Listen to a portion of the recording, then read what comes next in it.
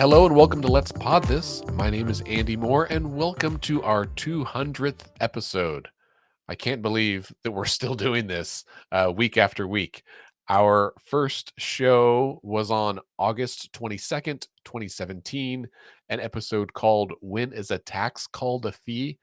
I just started listening to it a little while ago because I was curious what it was about.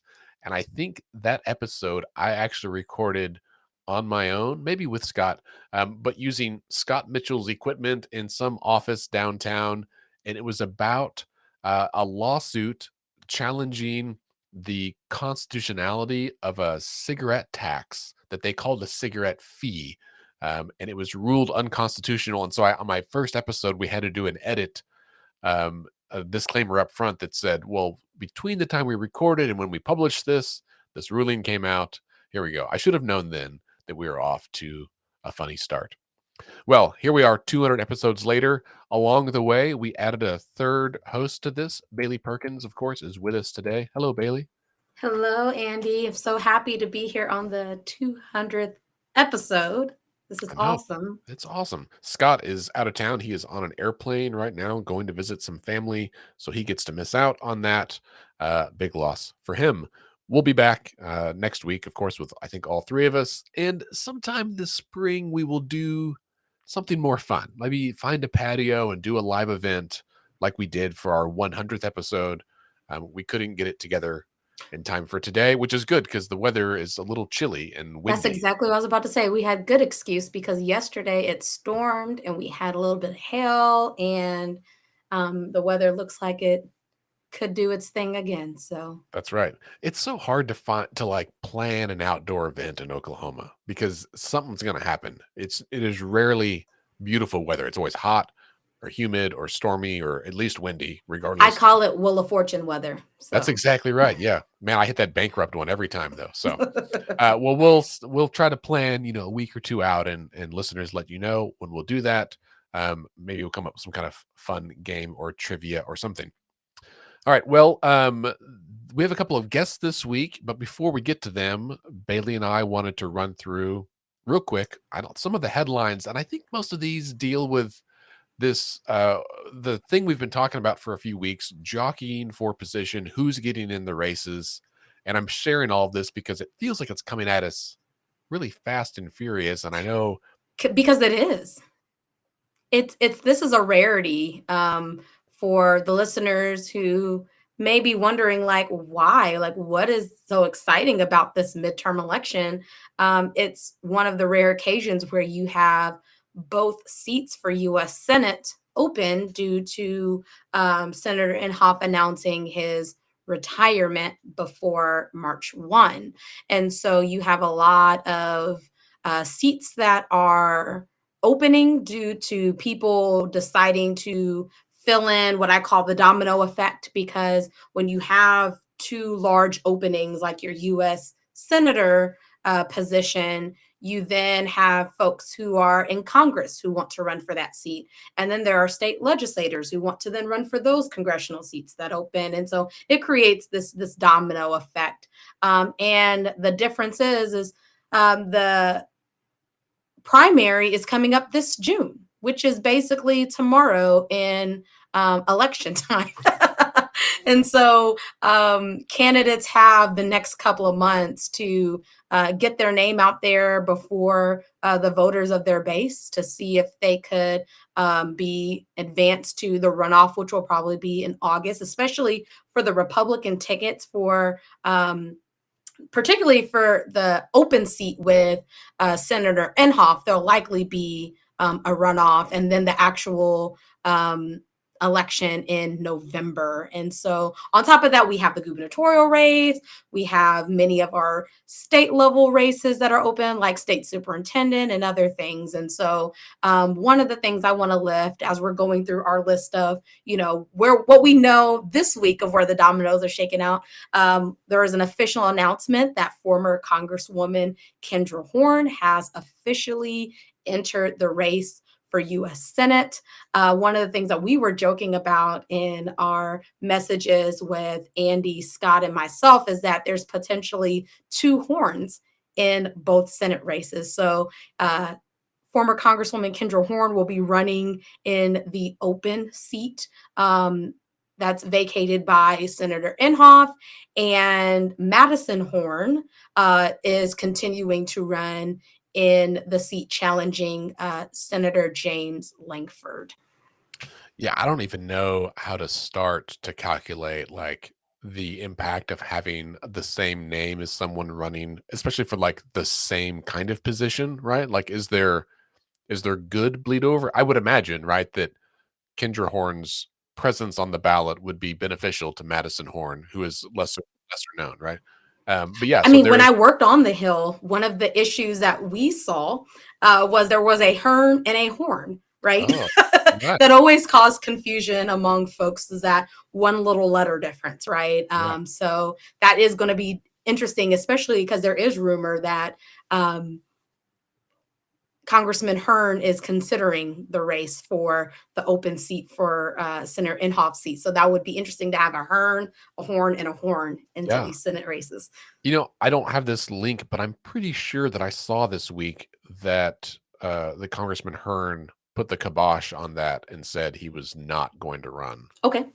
But I need to we need to make a spreadsheet, I think, to like track this stuff because Well, Reese Gorman has been tracking it in his spreadsheet. So that's the source that I've been using as far as looking at, who are the people who are most likely to run, and then the folks who have announced that they're running for different seats. yeah, well, God bless the free press, right?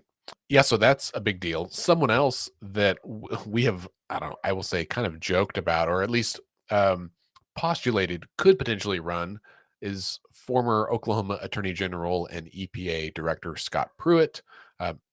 Our friend Scott Melson will be sad to miss out on this Pruitt watch today, although he's the one that sent me this link. But CBS News actually reported this morning that three sources said that Scott Pruitt was contemplating a run for Inhofe seat. That doesn't mean he's necessarily going to run, but I guess we'll find out in about a month. Indeed. In addition to Scott Pruitt and former Congresswoman Horn, there is rumor that the director of the Oklahoma Department of Veterans Affairs, Joel Kinsel, may be contemplating a run for governor. But one of the challenges is that he has been a little bit of a tiff with the governor's office because he's all but accused the governor's staff or his campaign team of accessing his computer without authorization. Have you read this article, Bailey, on NonDoc? I have not read it fully, but it sounds, as I'm skimming, it's interesting that he's being accused of some malicious activity, being Yeah, identified through his computer, and especially the timing, if he is considering a run for finding malicious activity.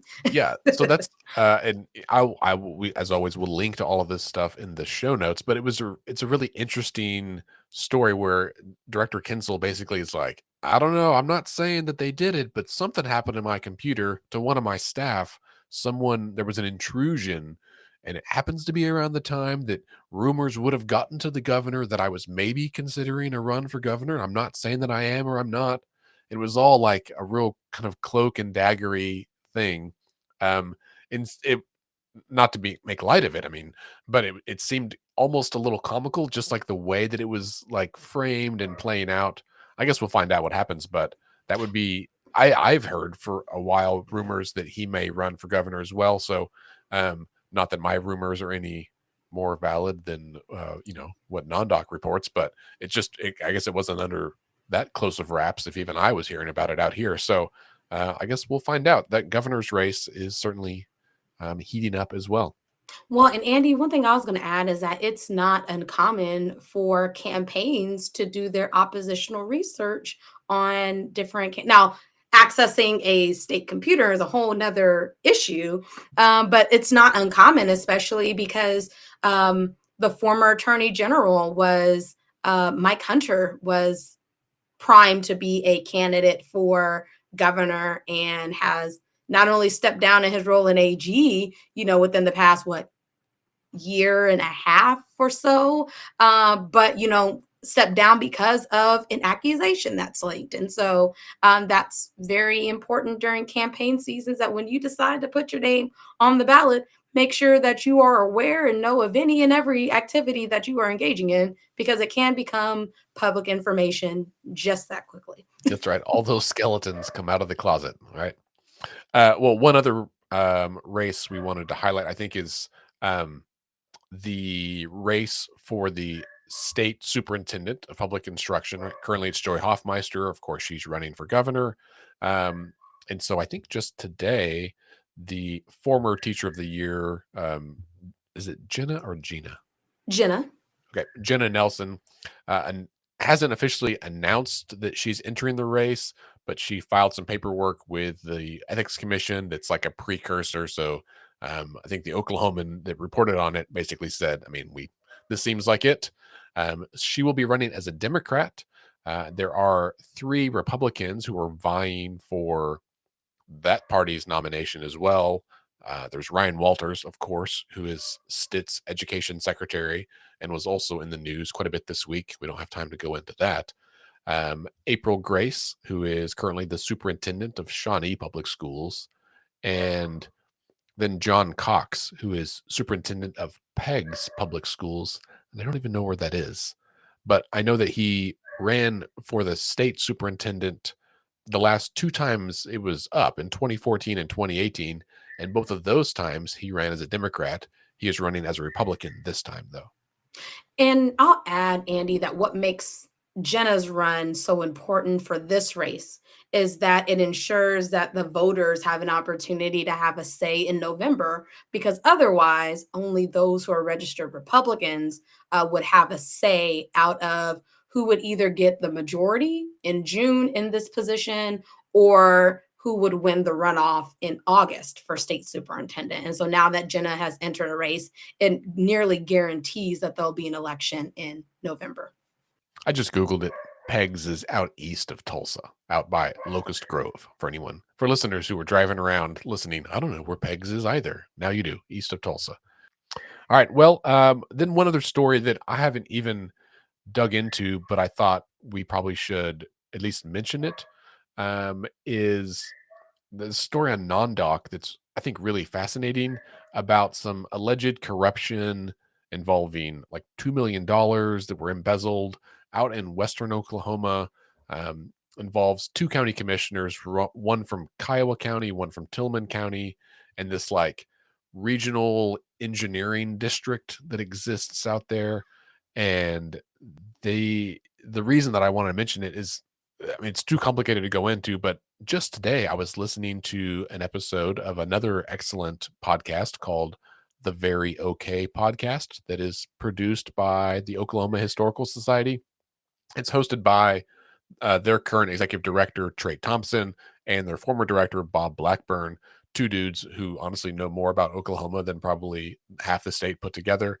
The episode this week is entitled "At War with Corruption," and it details the like major corruption scandals back from the 1960s and 1980s involving county commissioners, the political climate in which those things happened, and an interview with Bill Price, who was the former U.S. attorney for the Western District of Oklahoma and who prosecuted the county commissioners back in all that corruption scandal thing.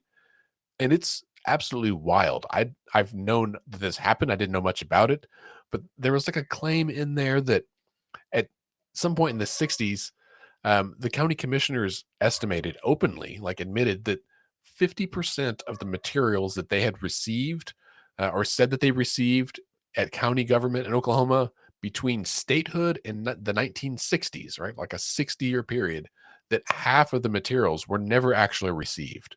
So, like, they talk about how just corruption was endemic and almost expected in this process. It was mind blowing. So, I'm looking forward to finishing that episode. It's the Very Okay Podcast. It's yellow as a buffalo. And Andy, one thing I wanted to mention while we're talking about the Oklahoma Historical Society, Trait, before he became the director of that, was leading the efforts to restore in a much needed way our Oklahoma State Capitol building. I'm sure that one of our guests would be able to attest what the condition of the Capitol was prior to that restoration project. And because we're at the time of near completion of that, I believe it was a 4 or 5 year, probably even longer than that project worth $250 million. But trust me, it's well spent. They're going to do a Capitol Museum grand opening and ribbon cutting to celebrate the Capitol building.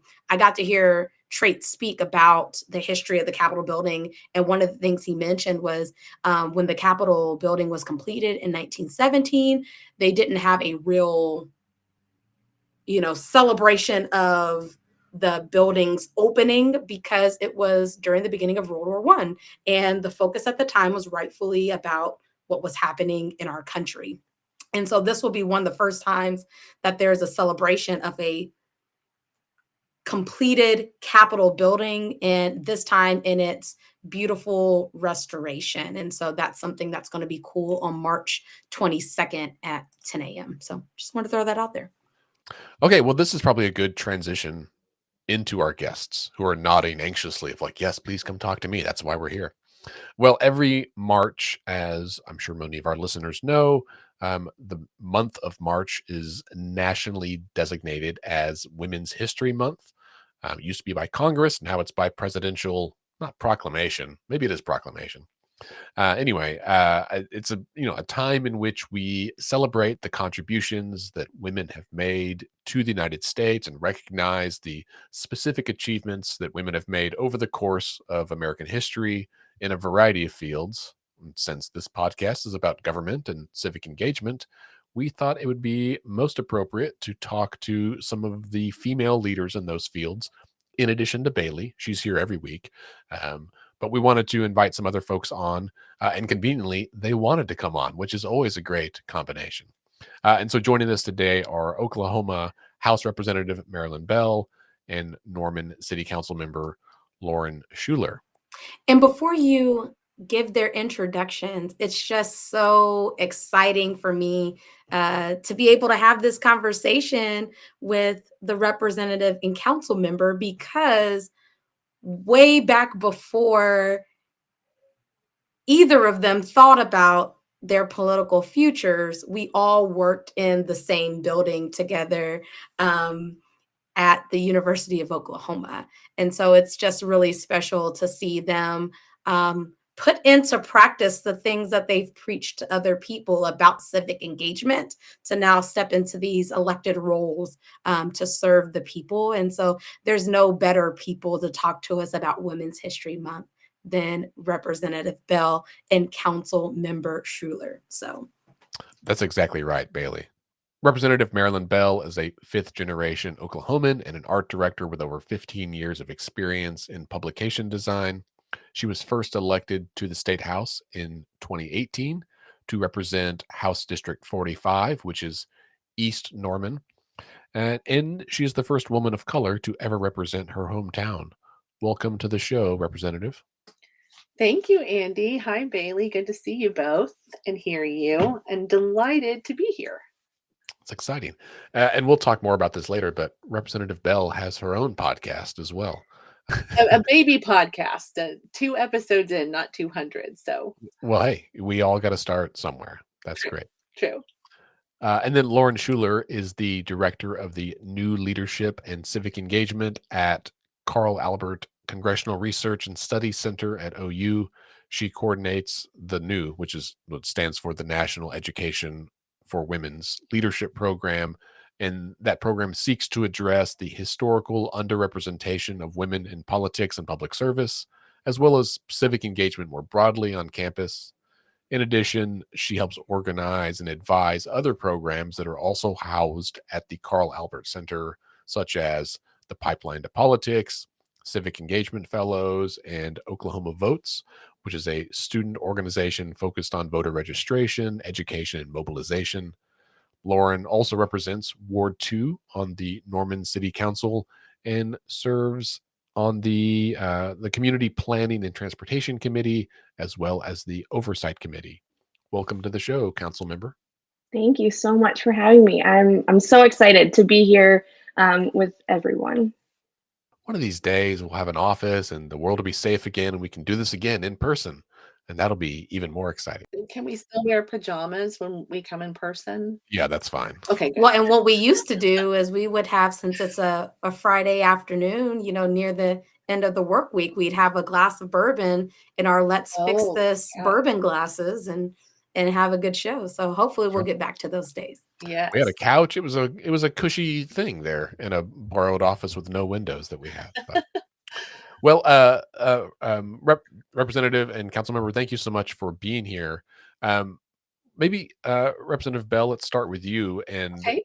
tell us a little bit about, because your background in women's leadership extends far beyond your involvement with the state legislature. Can you tell us a little bit about how you got to where you are today of being in the state house, but some of the steps along the way and why this month is particularly important to you?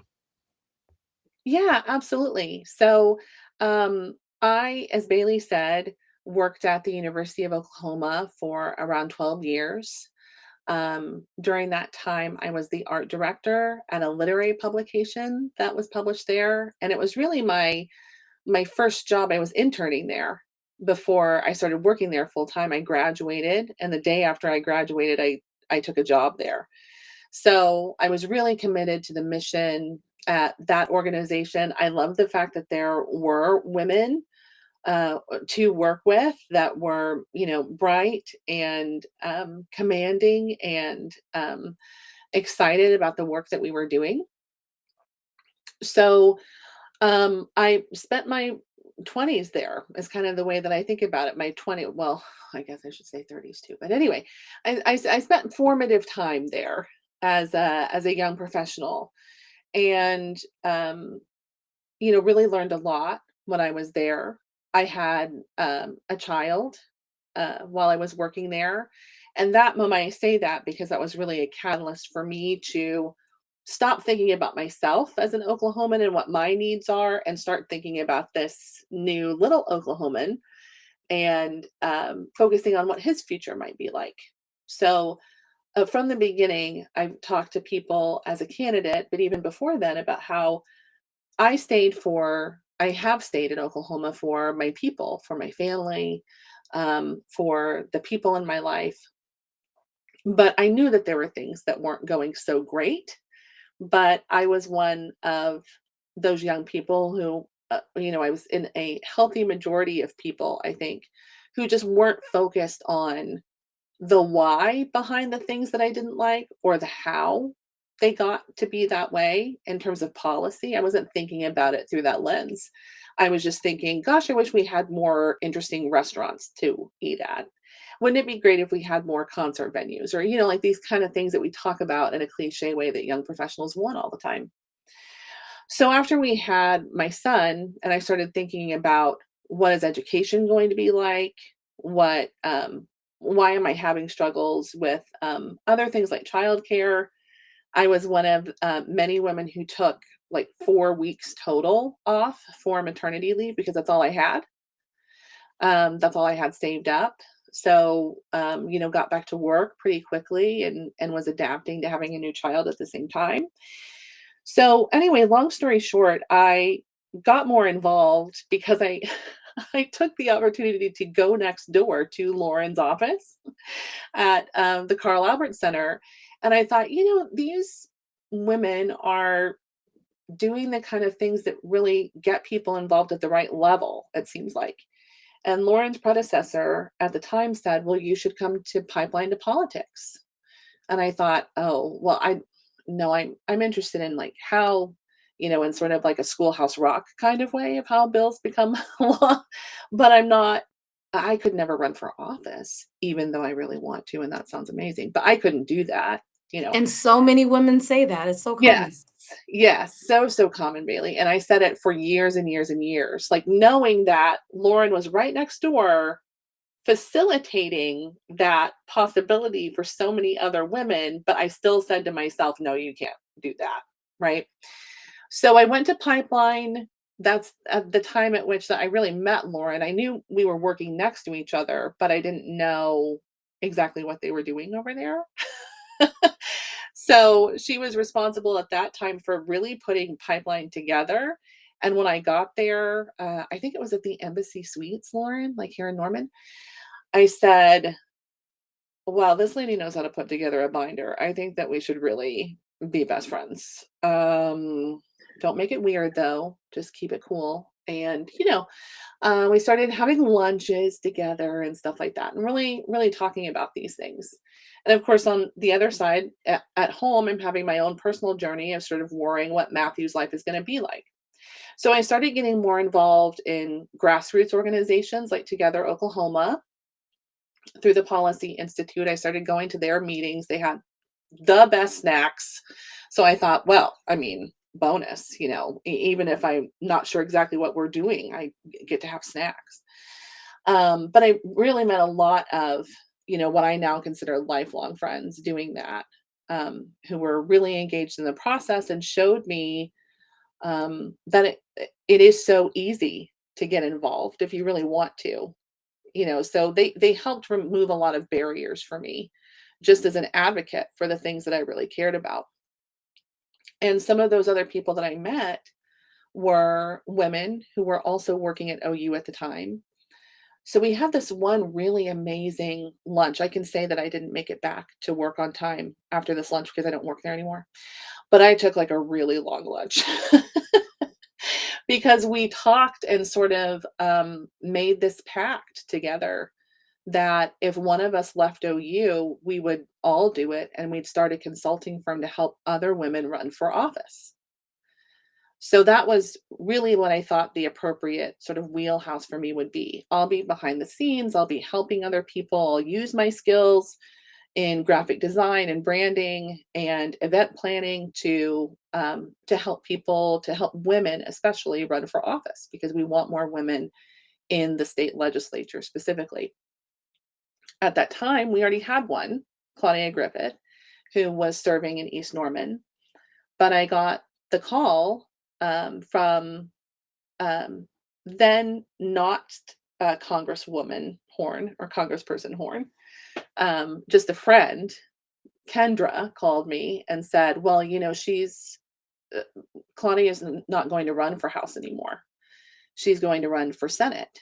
And I thought, oh, that's really great, because we'll find somebody right here in our own backyard to run for office. This is super. We'll work on a campaign that's like right here in our neighborhood. And we're so excited. And she said, no, that's not what I'm saying. I'm not saying find someone. I'm saying you are the someone, and that you need to reevaluate that really quickly. And this was maybe a month after we started the consulting firm. So I thought, no way. I can't do that to my business partners. We've gone all in on this. We're all quitting our jobs. We all want to help other women, but I can't do that right now. I said yes way. Yeah. Yes. Well, and Lauren and Kendra and everybody else said yes way, because I think that it was very validating, because I think they could see what was really in my heart and what I wanted to do. And what I would be well suited to do, which is, take more of a front of house as a comparison position, and use my skills in that way. So, eventually, I think it was Kendra who said, do you want to sit there for 12 years and watch somebody else do the job that you want? Or do you want to go for it now? And that's how she got me, because I'm just competitive enough to think, no, I don't want to watch somebody else do it. I want to be the person who's doing it. And Representative, at that time, that's when former Congresswoman Horn was running Women Lead Oklahoma. Yes. So where that was part of her work, was helping to get more women in elected positions across the state. So Yes, absolutely. So it worked. She did it. Along with Lauren and a lot of other friends and family who said, we believe in you. You should definitely do this. Now, this reminds me, I heard a statistic several years ago from either someone at Women Lead or Sally's List or one of those organizations about the number of times that a woman has to be asked, right? Like directly asked, will you run for office before they will say it? And it's much higher. Like I think most guys are just like, wake up and are like, I think I'll run for office today, right? And but it's like 7 times or something. Do you remember what that number is? I must say Yeah, that might be a great transition for Lauren because that's what she teaches. yeah, absolutely. I mean, Absolutely. I don't know the exact number, but it is, yeah, it's relatively high. It's something around, that number, of, 7, 8, multiple times, and not just from the same person, right? Like they need multiple different people to ask and to tell and to say, you should do this. You have the skill set, you have the qualities, you're smart enough, you are all of the things that we need, you're ready. And to kind of dispel all of the negative things that you're saying in the back of your mind, like the imposter syndrome, the like, well, I don't check all of these boxes. I don't know all of the things. I don't have all of the qualifications that I think that I would need. Um, but women think that they have to be all things, and not to, get down on our male counterparts, but like they wake up or they're born sometimes with just saying like, well, I meet like half of these things and I can figure out the rest. So, and that goes for job applications, that goes for really any kind of category. It's not just running for office. Like men decide like, oh, well, I can do that job, I can figure that out, so like I'm smart enough, so I'm going to put in an application, I'm going to put my resume in, I'm going to do that. Well, and I thought that the example that Representative Bell gave us just moments ago through her story of, how qualified she is and was in that time of looking at, let me run the campaign of whoever this person's going to be. And the reality was the person was her. And other people saw that in her, and a number of people based on her story. So I think that's just the perfect example. And I'm so glad that Representative Bell started with her story for us to be able to connect with this point that, women feel like other people have all the qualifications around them when the reality is they have everything that they need to be able to run. I mean, to be fair, like I do this work and have been doing this work for over a decade. I started as a graduate student, working with, at the Carl Albert Center with the women's leadership programs, doing all of that stuff. I'm not originally from Oklahoma. And so this was really my entry point into kind of Oklahoma politics and the structure here. And so it's taken me, some more time than others to really get the lay of the land.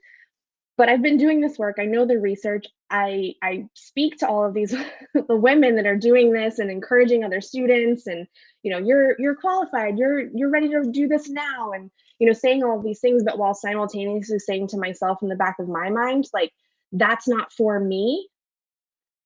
That's for somebody else. I'm going to do this back end work. My work is really in elevating others to get into these leadership positions, and like that's how I'm going to be a part of this system, is pushing women to be leaders in the nonprofit sector, or running for office, or getting into policy positions, with state departments, or working in Congress, or working on the Hill with congressional offices, or whatever it may be, on more boards and commissions, applying for like getting more women into all of these spaces. I was like, that's going to be my role. And I think at the end of the day, it just becomes like, when seats open, when dominoes start to fall, like you were talking about earlier, it's like you kind of start to look around and you're like, okay, wait a second. If I keep looking for somebody, but why am I not looking for me? Maybe I'm the person. And that's kind of what we were kept telling, Representative Bell, like, it's you, that you're here. take this jump, and it does really feel like you're jumping off of a cliff. Um, and I'm a little bit closer to having just jumped off that cliff, but um, I think that even the women that are here in the work and that know all of the things about why women don't do it, how it's more challenging, we are all still so in our head Well, I think one about of the it. reasons why is because, Lauren and I both worked behind the scenes for a long time before we ran for anything. For me, it was because I could picture myself doing a good job without the scrutiny of it. And, to Lauren's point, men tend to think, yes, I can do half of those things because that's what society and culture and business culture, especially, will allow. I think that women, especially in politics, are held to a higher standard for what makes them a good candidate, for what makes them qualified. And the validation that I needed externally from other people was because I worried that, well, yeah, I secretly, I know I'm qualified to do it, but will other people look at me? Will they look at that walk card and think, oh, if I put X, Y, and Z that I've done in the past, is that going to be enough? Or, it's the same kind of thing that keeps people from running because their families don't look platonic enough, or they, have things that happened in their past, or maybe they got a divorce, or, whatever, because we have this idea in our minds. We've been very conditioned to think of women, especially, as needing to have checked all these boxes. So I needed to know that other people felt that I checked them first, outside of, am I just qualified enough? Because I knew I could do it. I had that moment of going to the Capitol and looking around and thinking, "Yeah, I think I could do this." I mean, it doesn't, of course, you don't know what you don't know. It's one of those kind of situations where nobody knows how to be a rep until they've done it. But I thought I could figure it out. I worried about that higher standard. That's sure. I mean, that makes a lot of sense. Lauren, can I ask you? So, being a member of the Norman City Council, you were appointed. You didn't have to run yet, right? Right. So I was appointed in May of 2021 to fill a vacancy. And then I had to turn right around and run. The election so I was just That's right. elected, Like last month or something, right? yeah, in February, on February 8th. So I was elected to my first full term um, in February. So yes, initially appointed to fill out a vacancy of a term, but then ran an election while serving.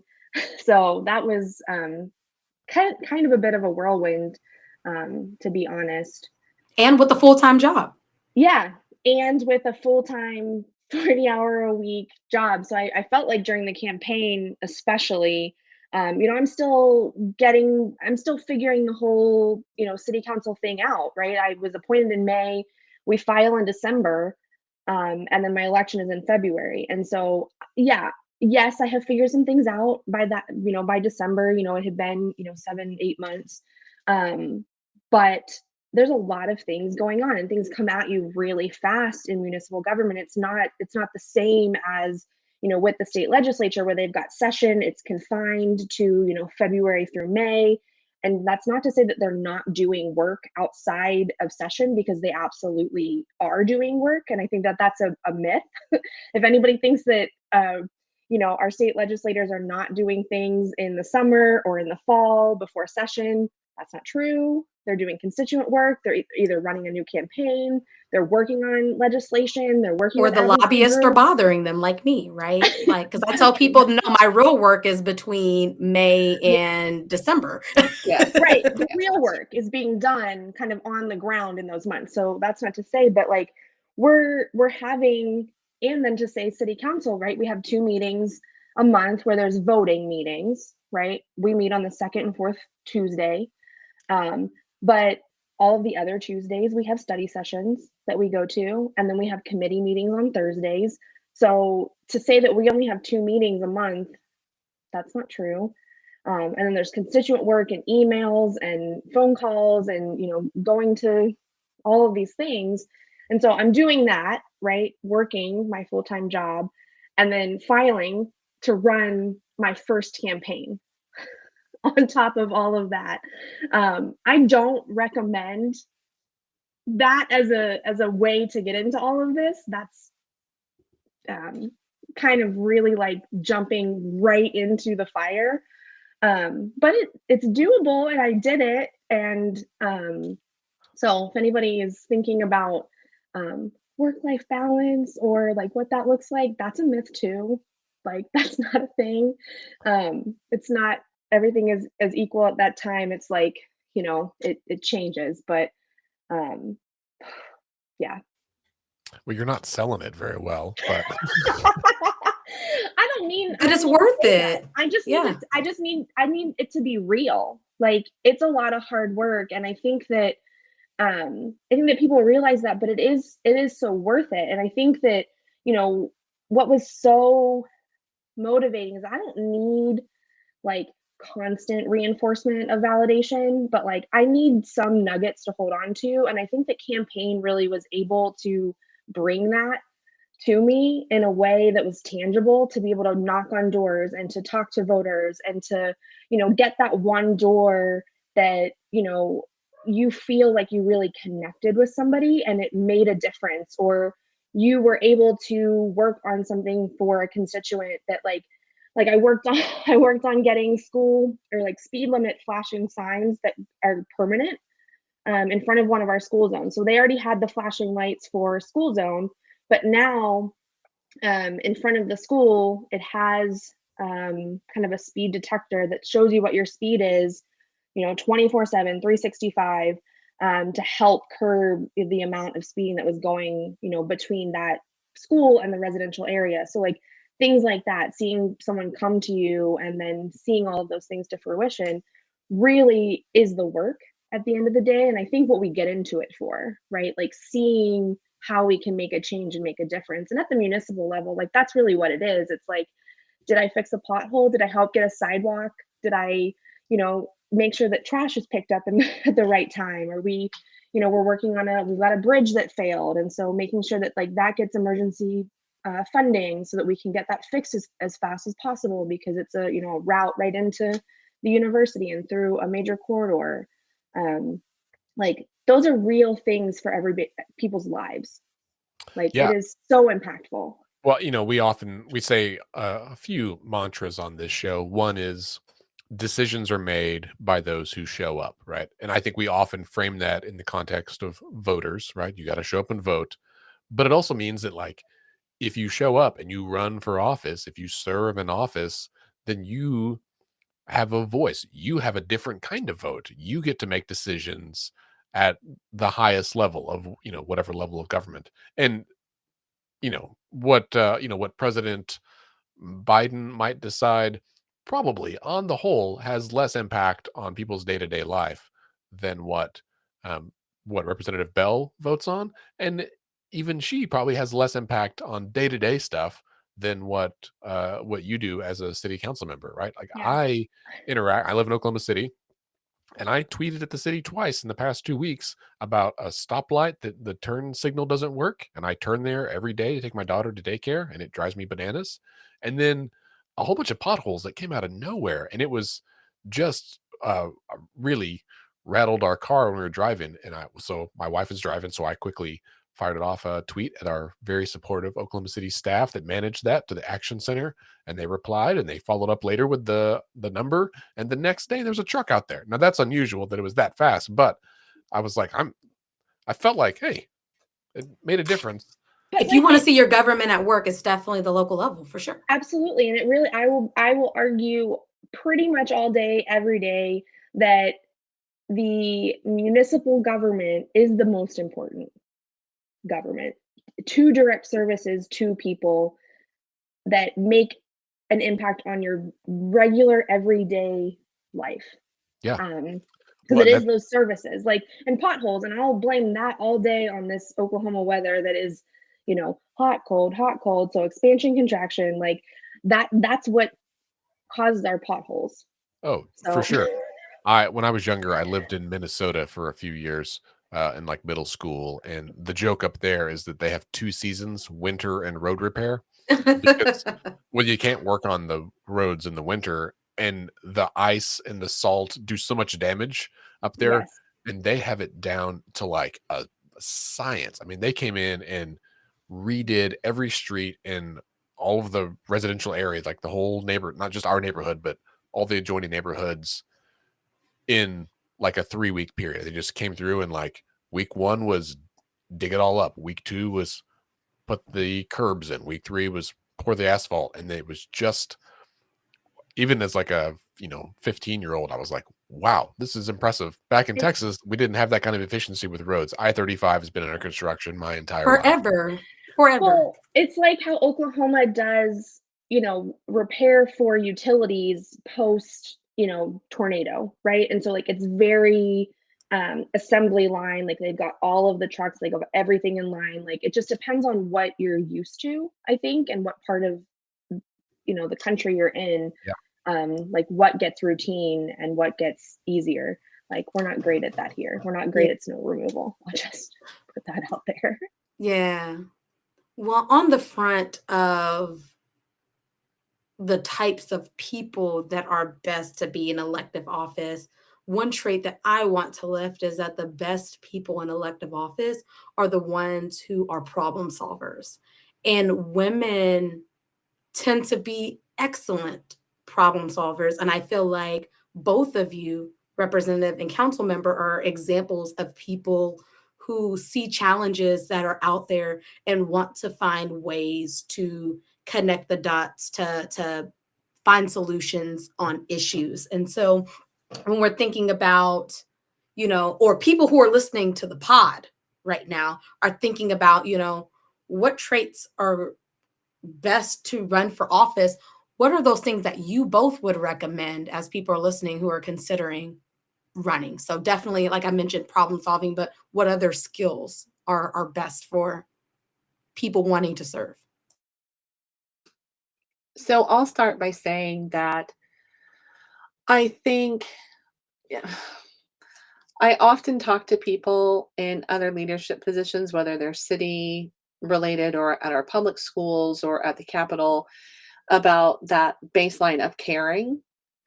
Everybody who runs for office cares about something or someone. But above and beyond the caring, there needs to be a certain level of tenacity, I think, that you're not going to allow the slightest thing to thwart you, which I guess is my way of saying that it takes a thick skin, as people would say.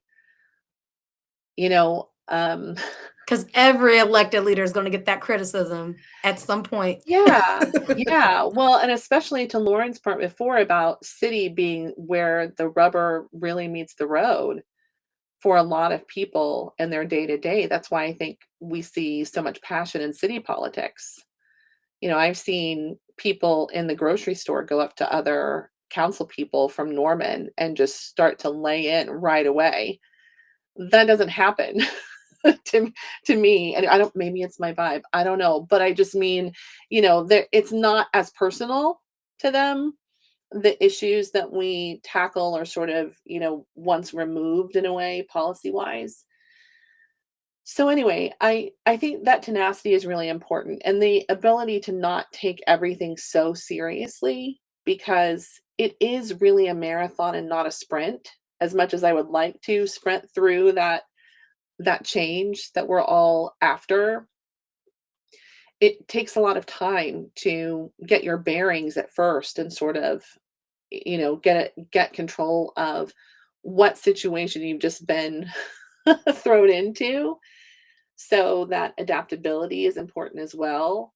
But I You think raise a great point, Representative, because there's a lot of issues that have been worked on for decades. right. Like I Yeah. even think about, for example, like when we were in that bad budget position Mhm. years ago, it took 30 years to get new revenue sources, right? And Right. so a lot of the issues are truly the long game at the state level. Yeah. The grocery tax that we're considering this year has been something that Democrats, especially Leader Virgin, have been pushing for and doing interim studies on and whatnot. But even before that, I found out the other day that that current Judge Balkman, Thad Balkman, who used to hold the seat in House District 45 before me, and has been a wonderful mentor to me in that capacity, he was working on grocery tax too.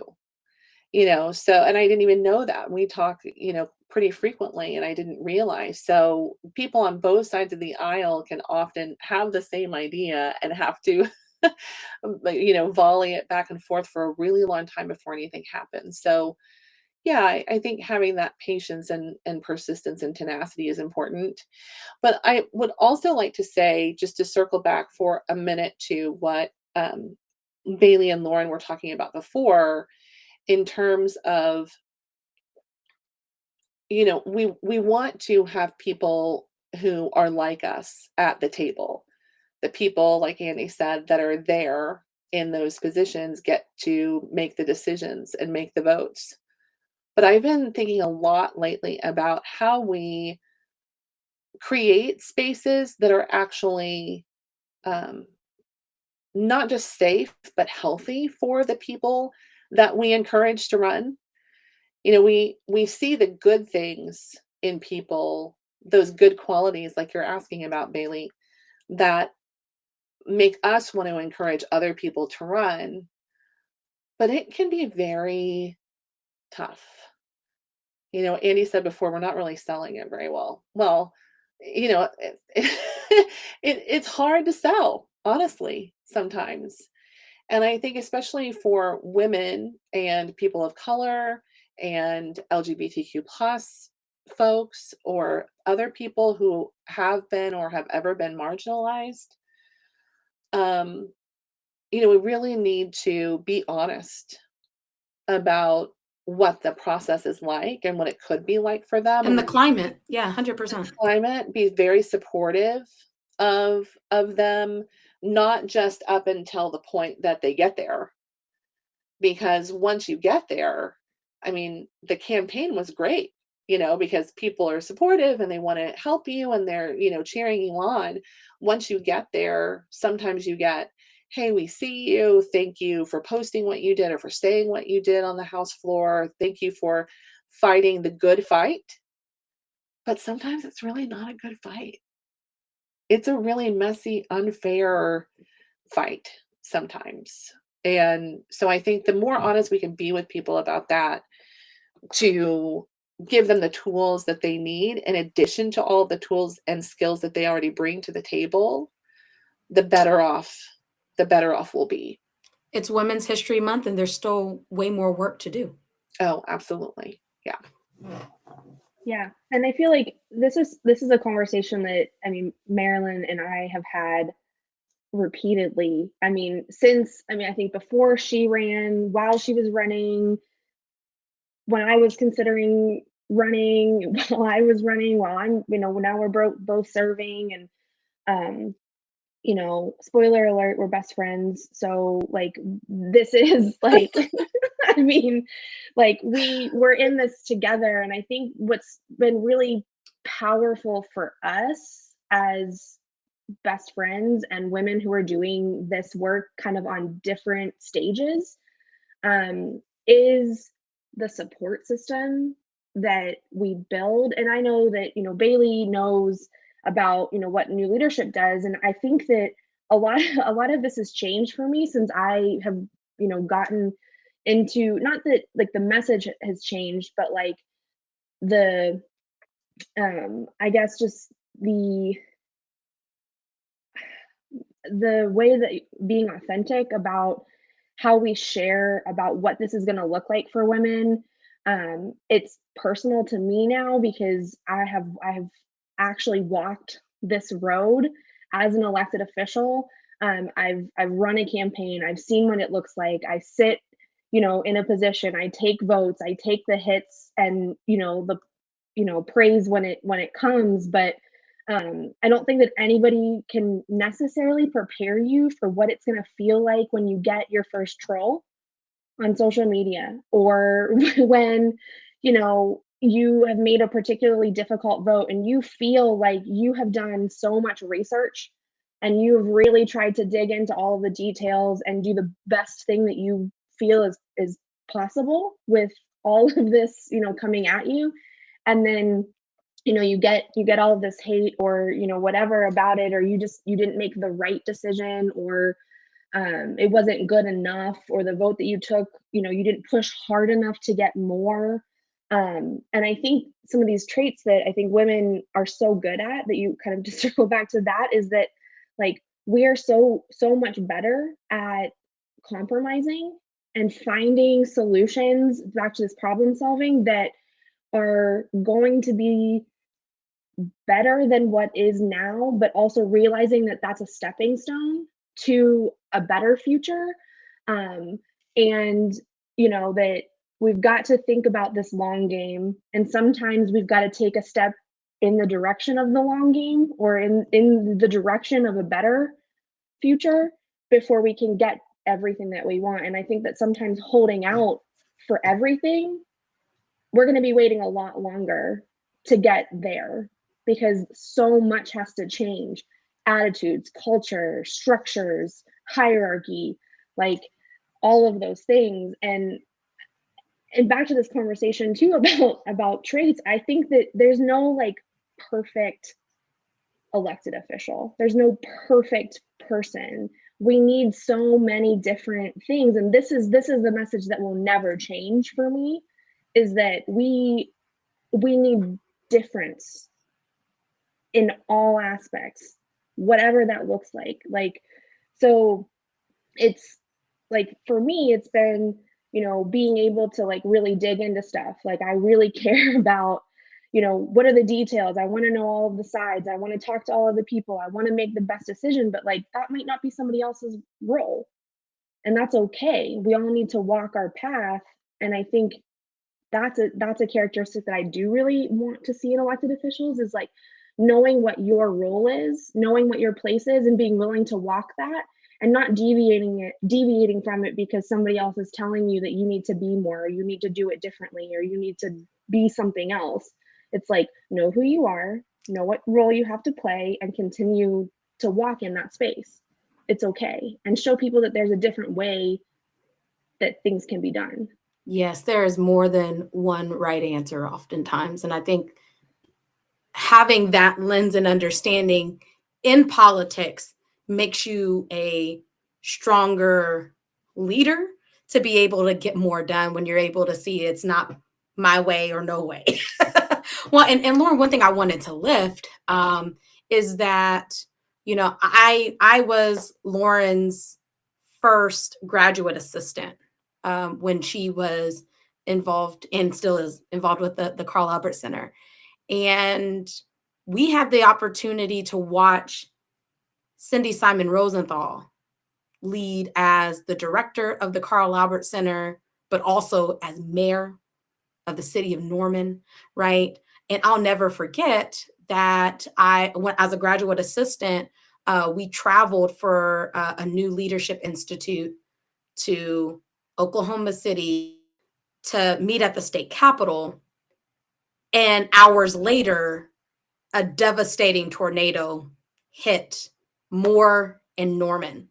And I remember watching Cindy jump into mayor mode in front of us because she had to talk on the phone with city officials and the news and other folks, because it took us 3 hours to get back home, because we couldn't take 35 back home because of the destruction, right?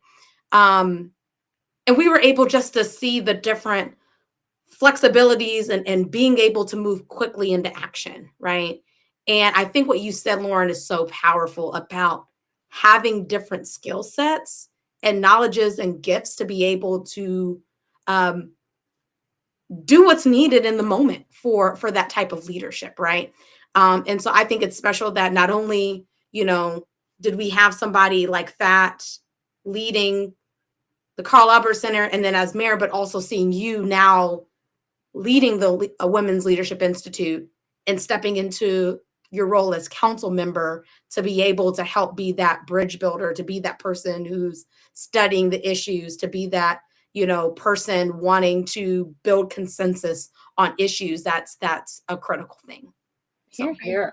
I can't believe you share that story, because that story is like it's like seared in my mind, because it was my first year as a full-time staff member running new leadership. And so I had no idea what Cindy was doing, because I was on the phone with like our staff canceling, a reception that we had, and talking to the house mom at the house that we were going back to, and like, are we getting dinner and how are we getting home? And I'm on the phone with the bus driver, and are you safe? Are you okay? Where are you? Like, when are we getting home? And I felt like I was out of my mind. Like, and then also, like, we're downstairs in the state capitol, right, with like all of the elected officials and all of the staffers, and the students are everywhere. And then there's like and worried about their families, right? Exactly. There's this like little TV. So like I watched none of the news coverage from that, because I'm in a corner, and I'm just like checking on everybody, like, are the students okay? Is everyone all right? And like, we had students who, had family members that were in the path of the tornado and like lost everything. And that was such a wild experience, but also a really formative one for so many reasons. So it's crazy. But I think all of those go into the type of leader that you are for the city of Norman, right? So all of those things are just critical. Wow, thanks. I really appreciate that. As much as I joked a couple of times about how you're selling it to people, I think authenticity matters a great deal, right? And I am not a woman, but I know women, and to the extent that anybody does, and I think if you were speaking to women that are listening to the podcast who maybe have considered, or in the back of their mind are considering running for office at some level, it's those kinds of authentic stories that probably resonate most deeply, right? And Andy, I want to live too. We did not say you had to have a certain professional background. You did not hear you had to have a political science degree or a PhD from whatever institution, right? Or a law degree, because that's what everyone thinks. Yes. You do not have to have a law degree. It's truly about those. Merelyn doesn't. Yes, 100%. Like, our two guests today are just great examples of what Andy just summarized, that authenticity, that care, that tenacity, right? That ability to problem solve, to be a consensus builder.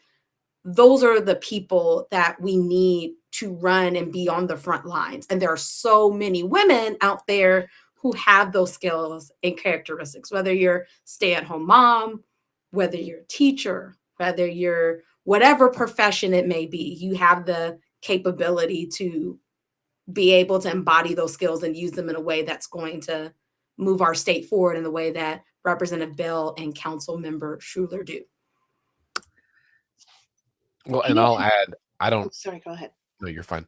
I'll add, I don't know anyone who is in elected office that would tell you not to run. Like, no matter how challenging it could be, or, how just rank the trolls might be, or whatever it is, everyone I know that's in elected office feels deeply that it's worth it, right? Maybe it's long hours, maybe it's lots of work, it's stress, those things, but it is also deeply important, right? You are able to affect change at a much higher level, whatever that is, city level, county, state, national, right? You're able to affect change that can be like an enduring change, right? That is something beyond yourself. And I think too often, in my opinion, we focus on politics and not on public service, right? And one of the themes that I hear from both of you is about the service aspect of it. And I think most people, I would wager, I haven't polled this, but I would guess that most people feel that there is a responsibility there for public servants, right? And public servants aren't just like, city employees who pick up your trash. Like that is also a form of public service, but the duty, the responsibility of civil service, and we certainly see some conversations about people who do this poorly at the national level, right? Events like January 6th, those kinds of things, and we don't often get to celebrate the stories of people who do it really well, like Bailey talking about Mayor Rosenthal on the tornado, right? Like how people step in then in the times that it matters most to the people who live in your community and your ability to affect change with them. So I appreciate all three of you for sharing your experiences, and for your authenticity and for your inspiration to me and to our listeners for how they can also serve their community. All right, we're at a little over an hour. You guys want to wrap up? Yeah, sounds good. All right, well, that brings us to the end of our episode. Representative Bell, thank you for being here today. My pleasure, Andy. Thank you for having me. Councilmember Schueler, thank you for being here as well. Thank you so much. This was such a pleasure. Bailey, big high five to you. Thanks for being here as always. Always. Thank you, Andy. Listeners, thank you for being here as well. We'll say it again. Remember that decisions are made by those who show up. And maybe our other mantra, right, is that all politics is local. And so don't overlook the things that matter here in your community. Even if running for office isn't for you, call Lauren. She'll talk you into it. But if you are convinced that it's not, there are other ways you can serve. Boards and commissions, right? Like I have several friends that are on traffic commissions in Oklahoma City, and good golly, they're busy a lot and they're doing stuff that matters to lots of people too, right? And there's plenty of campaigns who need some folks right now to help get good people elected. That's exactly right. Now's the time to get involved. If you have had a passing interest, even an active interest in politics, but never really done much besides listen to this podcast, I encourage you to just get involved, right? Reach out to a candidate that you support, see how you can volunteer, knock some doors. It is always rewarding for the door knocker themselves, right? Whether or not your candidate wins doesn't matter. You had a chance to do the thing and talk to some of your neighbors, which is honestly something we should all do more of, right? All right. On that note, we'll wrap up and we'll see you guys next week. Have a good week.